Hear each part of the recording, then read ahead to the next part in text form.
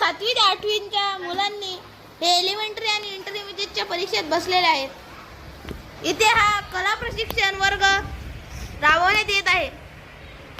या कला प्रशिक्षण वर्गात श्री सावंत सर आम्हाला कला प्रशिक्षण देणार आहेत।